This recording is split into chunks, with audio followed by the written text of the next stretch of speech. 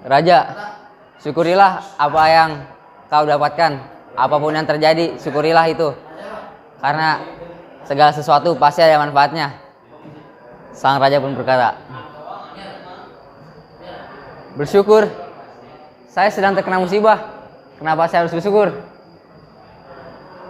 Musibah itu tidak ada yang patut disyukuri. Bismillahirrahmanirrahim.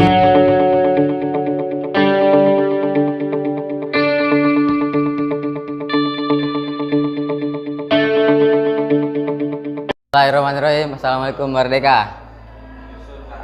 Nama saya Muhammad Fathan Abdul Salam dan kameramen saya Muhammad Saifullah. Saya akan menceritakan sebuah cerita pendek yang berjudul Bersyukur. Alkisah, terdapatlah sebuah kerajaan yang dipimpin oleh seorang raja yang bijaksana. Raja tersebut sangat bijaksana dan sangat pandai mengatur kerajaan tersebut. Raja tersebut memiliki sebuah penasihat. Penasihatnya itu adalah penasihat terbaik di seluruh kerajaan itu. Sang raja ini mempunyai hobi, yaitu berburu. Pada suatu hari, ketika sang raja sedang berburu, pada saat berburu, raja tersebut terkena musibah. Pada saat dia sedang berkelahi melawan hewan buas, tidak sengaja jari kelingkingnya terkena pisau dan putus. Setelah kejadian tersebut, raja pun pulang ke istana. Pada saat di istana, raja meminta penasihat untuk memberikan saran apa yang harus dia lakukan.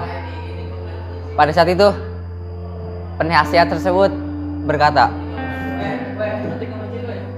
Raja, syukurilah apa yang kau dapatkan. Apapun yang terjadi, syukurilah itu. Karena segala sesuatu pasti ada manfaatnya. Sang raja pun berkata, bersyukur, saya sedang terkena musibah. Kenapa saya harus bersyukur? Musibah itu tidak ada yang patut disyukuri. Setelah berbincang, sang raja pun memutuskan untuk memenjarakan si penasihat. Penjaga, penjarakan penasihat ini. Dia sangat tidak sopan. Dia sangat lancang padaku. Akhirnya pun sang penasihat tersebut dipenjarakan di bawah tanah kerajaan tersebut. Setelah berhari-hari berlalu, raja pun memutuskan untuk berburu lagi.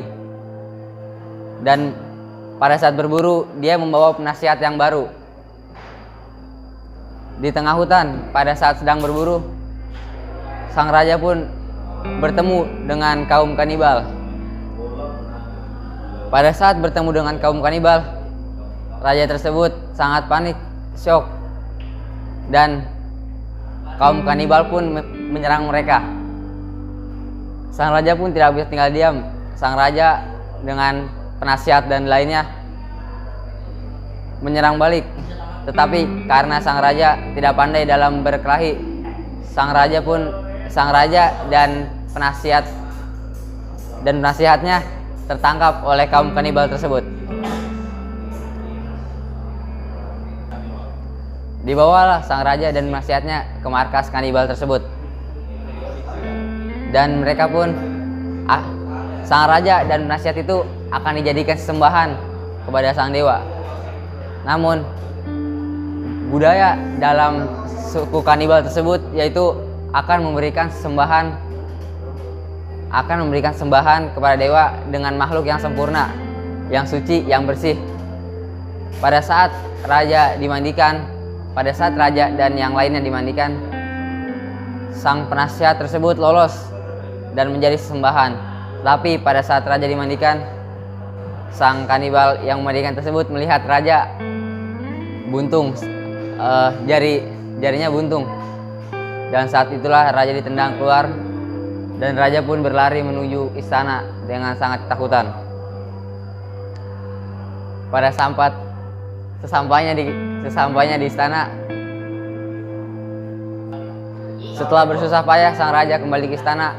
Sang raja pun meminta pengawal kerajaan untuk melepaskan sang penasihat. Pengawal, lepaskan penasihat saya. Pada saat penasihat tersebut sudah dilepaskan, dia pun bertemu dengan raja. Dan raja pun berkata, "Penasihat, engkau benar. Apapun yang terjadi harus selalu disyukuri. Saya sangat menyesal tidak mendengarkan apa kata-katamu." Sang penasihat pun menjawab, "Ya raja, tidak apa-apa.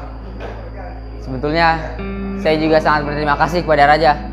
Karena jika saya tidak dipenjarakan, sayalah yang akan menjadi tumbalnya."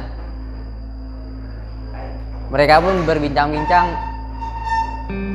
dan pada akhirnya mereka berdua pun kembali menjadi raja dan penasihat yang baik. Selesai.